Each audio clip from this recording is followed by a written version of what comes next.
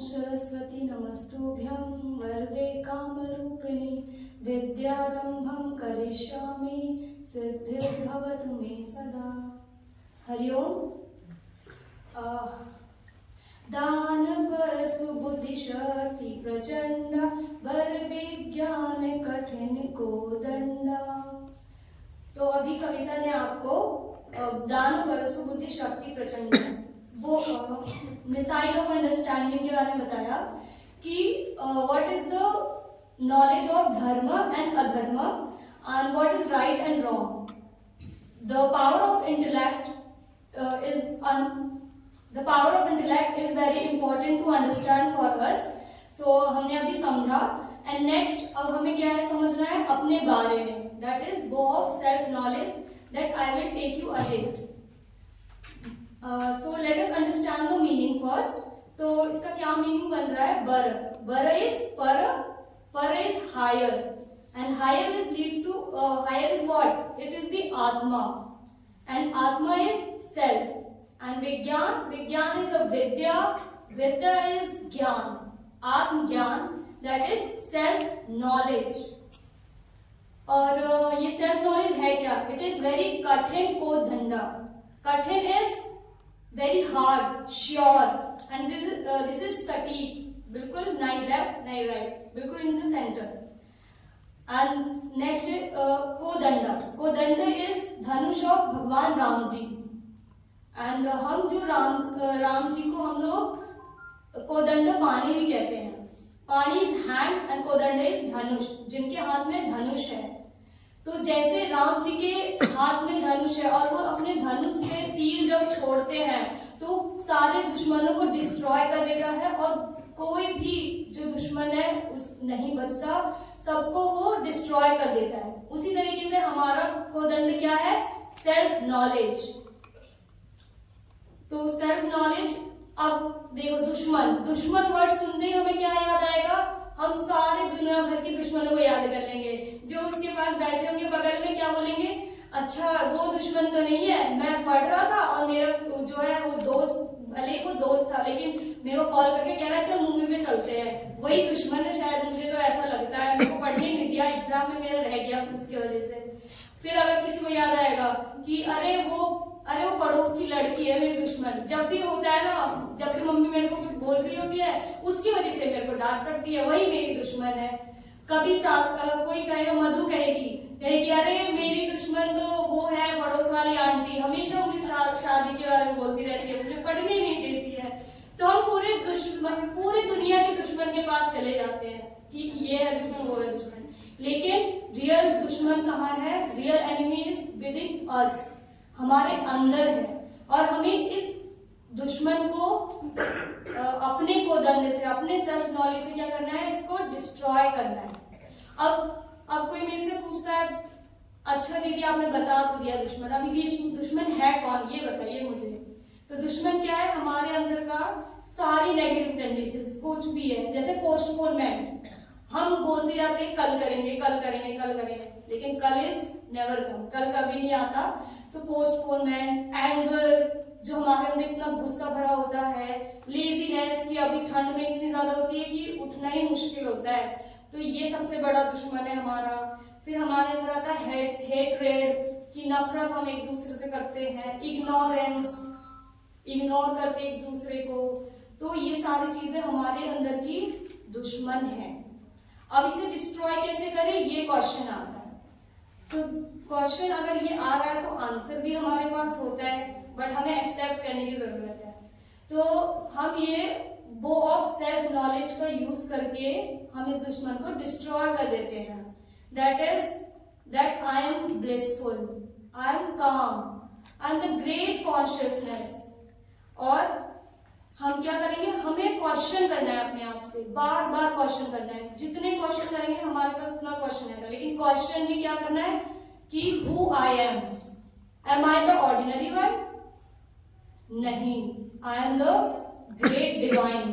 अब हम डिवाइन की बात बोले कि डिवाइन क्या है, तो डिवाइन क्या है? हम देखते हैं कि God like God, we call the divine being the Ram, the other God, very, मतलब God is one but there is roop, बहुत सारे रूप होते हैं हमारे। अब क्या है हमारा, अब डिवाइन का मतलब समझते हैं, ठीक है। तो God is everywhere, divine means सब जगह होते हैं, तो गॉड इज एवरीवेयर, तो हमारे अंदर भी होगा। बस क्या होता है, जैसे मिरर को देखा है कि मिरर पे जब हमारे डस्ट जम जाती है तो हम उसमें अपना फिजिकल अपीयरेंस नहीं देख पाते। तो इसी तरीके से अगर हमारे मन में जो भी नेगेटिविटी, हर चीज नेगेटिव सब चीज भर जाती है, तो हम अपने माइंड से क्या करते हैं, हम नहीं देख पाते हैं खुद को ही, इनर सेल्फ को ही नहीं देख पाते। और जैसे हम समुद्र में देखते हैं तो एक चम्मच अगर पानी डाल दे, ठीक है, तो उससे समुद्र में कोई फर्क नहीं पड़ने वाला, क्योंकि वो भी क्या है, बहुत सारे उसमें एक, अगर कोई चीज बुरी, अब हमारी लाइफ में क्या होता है, कोई चीज बुरी हो गई तो हम एकदम बैठ जाते हैं, कोई चीज अच्छी हो गई तो हम एकदम कूद पड़ते हैं। तो हम इससे हमें कोई फर्क नहीं पड़ना चाहिए लाइफ में।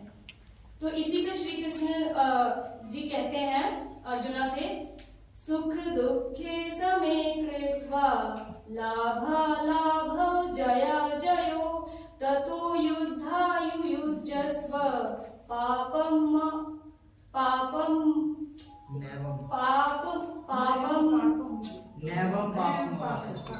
वापस से करते हैं, सुख दुखे समे कृत्वा लाभालाभौ जया जयो ततो युद्धायुयुज्यस्व नैवं पापमवाप्स्यसि।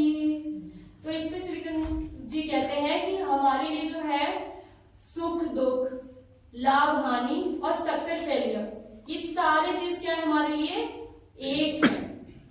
तो हमें इसकी बिना चिंता किए हमें अपना कार्य करते रहना चाहिए। इससे हमारे को क्या होगा, इसी को तो मैनेज करना, जैसे अभी मेरे साथ हो गया, तो अब अगर मैं अभी भूल जाती तो मैं बैठ जाती, तो फिर आगे का भूल पाती नहीं। तो इसी को क्या कहते हैं, हमें सुख दुख सब कुछ, सक्सेस फेलियर नहीं देखना, सबको समान मानते हुए आगे बढ़ते रहना है। तो वही कहते हैं, इसी को मैनेज करना हमारा क्या है, सेल्फ नॉलेज। तो अब हम थोड़ी सी स्टोरी करते हैं, ज्ञान की तो थोड़ी बातें हो गई, तो एक स्टोरी हम लेके चलते हैं। क्या है, अरिजीत सिंह जी का है हमारा एक स्टोरी। तो अरिजीत सिंह का लाइफ में क्या होता है कि जब वो 10th पास किए होते हैं और उनको 11th में एडमिशन लेना होता है, तो वो क्या करते हैं, वो साइंस लेते हैं, क्योंकि उस वक्त वही चलता था, साइंस आर्ट्स चलता था। तो उन्होंने भी क्या करा, साइंस ले लिया, और अभी क्या है, वो बहुत बड़े क्या है, सिंगर है। तो अब क्या करते हैं कि वो साइंस ले लेते हैं, तो उनके गुरुजी देखते हैं कि जो मतलब 8-9 घंटा प्रयास करते थे वो दिन भर, तो क्या था कि वो 1-2 घंटा देने लग गए। तो उनके गुरुजी ने जाके देखा और उनसे पूछा, अच्छा क्या तुम्हें साइंटिस्ट बनना है? तो अरिजीत सिंह जी ने कहा, नहीं मुझे तो नहीं बनना। तो फिर उन्होंने बोला, अच्छा तो आपको तुमको जो है एस्ट्रोनॉट बनना है, चांद पे जाना है। तो उन्होंने बोला, नहीं मुझे एस्ट्रोनॉट नहीं बनना। अच्छा कुछ डिस्कवरी करनी है, इन्वेंशन करनी है? उन्होंने कहा कि नहीं, ये सब मुझे नहीं करना। तो बोला, तो why have you taken science, जब तुम्हें इससे रिलेटेड कुछ करना ही नहीं है? तो तब उन्हें समझ आता है, जब उनको गाइड करते हैं तब उनको समझ आता है कि हाँ मेरा करियर तो सिंगिंग में है, और ये 1-2 घंटे के, ये आर्ट है, तो ये हमारा 1-2 घंटे से नहीं होगा। इसे हमें निरंतर क्या करना चाहिए, हमें प्रैक्टिस में लाना है, तभी हम उसे अचीव कर सकते हैं, कोई भी गोल है हमारे लाइफ में। तो उनसे, तो हमारे पास इनमें क्या होता है कि उनके पास गुरुजी थे तो उनको गाइड किया। तो वैसे ही हमारे जिम्मे मिशन में सूरज भैया है, स्वामी जी हैं, सब लोग हैं हमारे पास गाइड करने के लिए। लेकिन सबसे ज्यादा हम किसके साथ रहते हैं, खुद के साथ रहते हैं हम सबसे ज्यादा, है ना। तो हमें खुद के बारे में तो पता होना ही चाहिए। तो उसके लिए क्या है, तो हम ये कहते भी हैं कि self knowledge is the beginning of self improvement. अगर हमें खुद के लिए नॉलेज हो, खुद के बारे में पता होगा, तो इसका मतलब जितना ज्यादा हमें नॉलेज होगा उतना ज्यादा हम खुद को इम्प्रूव कर रहे होंगे।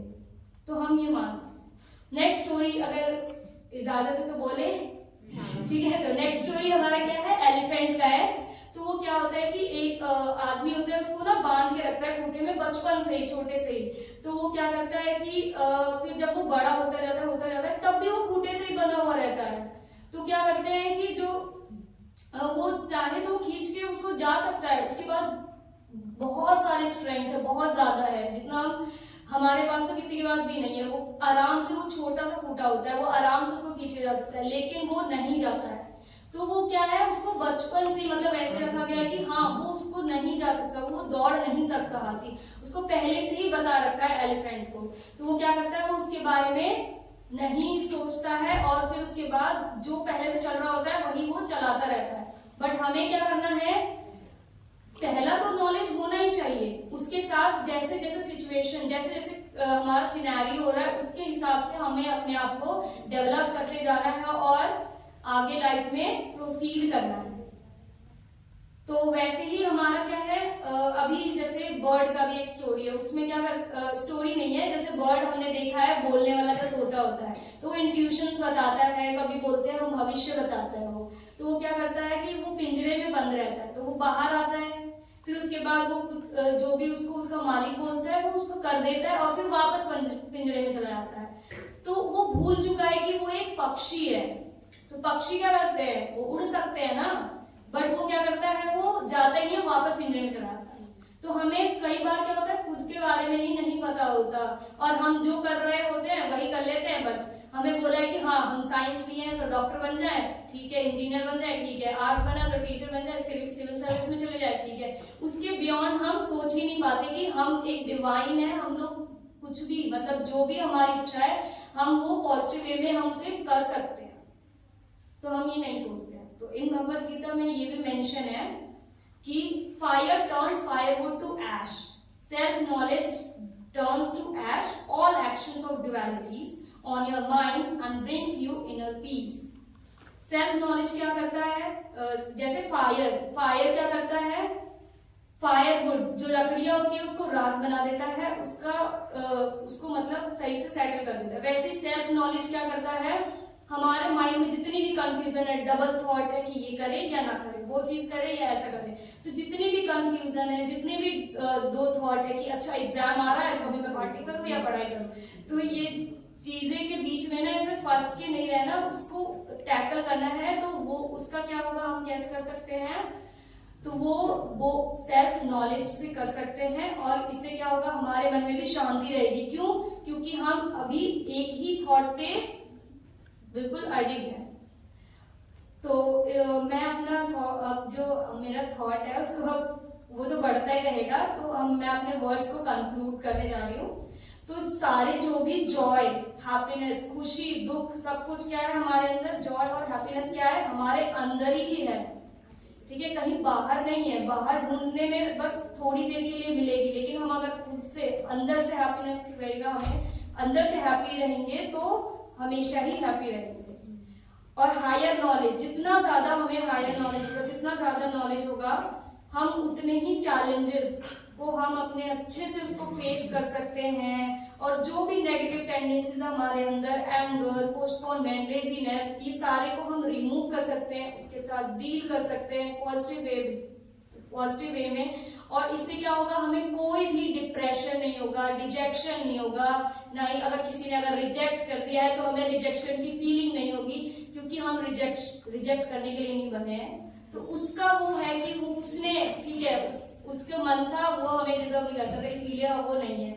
या फिर हम कोई चीज बन रहे हैं आगे कोई लाइफ में, तो हम उसमें पास नहीं हो पाए, तो ऐसा बोलो कि अच्छा वो पोस्ट ही मेरे लिए शायद लाइफ में था, या फिर पहले तो हम अपने आप बोलेंगे अच्छा लगता है हमने ज्यादा मेहनत नहीं करी। अगर तुमने अपना 110% दिया, अगर तुम्हें लग रहा है कि हाँ हमने ऐसा नहीं कर पाए हैं ज्यादा, अगर हमने 110 पर फिर भी अचीव नहीं करना कर पाए, तो हम ये सोच सकते हैं अच्छा हमारे लिए ये तो छोटा मोटा है, हमारे लिए कुछ बड़ा होना होगा, ठीक है, तो हम ये सोच सकते हैं। तो ये हमारे लिए कैसे आएगा, वो ऑफ सेल्फ नॉलेज से। और क्या कहते हैं इसमें क्या होगा, और हमें क्या होगा, किसी भी डॉक्टर, किसी भी साइकियाट्रिस्ट की जरूरत नहीं होगी अगर हमें खुद के बारे में ही ज्यादा से ज्यादा चीजें पता होगी। दूसरे बोले इससे पहले हाँ भाई मुझे पता है मेरे बारे में, डोंट जज मी, ऐसा हम कह सकते हैं। और सेकेंड इज क्या है, कोई भी प्रॉब्लम, जितने भी प्रॉब्लम्स होंगे वो हमारे लिए खत्म हो जाएगा अगर मेरे पास राइट नॉलेज है। ये नहीं कि हाँ मैं ही भगवान हूँ, ठीक है, तो ऐसा वाले नहीं, कि अगर हमारे पास राइट नॉलेज होगा, सेल्फ नॉलेज होगा, तो हमारे लिए सारे प्रॉब्लम्स एंड हो जाएंगे और हमें क्लैरिटी होगा कि वो अब क्लैरिटी होगा और हमें पता होगा कि हम अब क्या करें।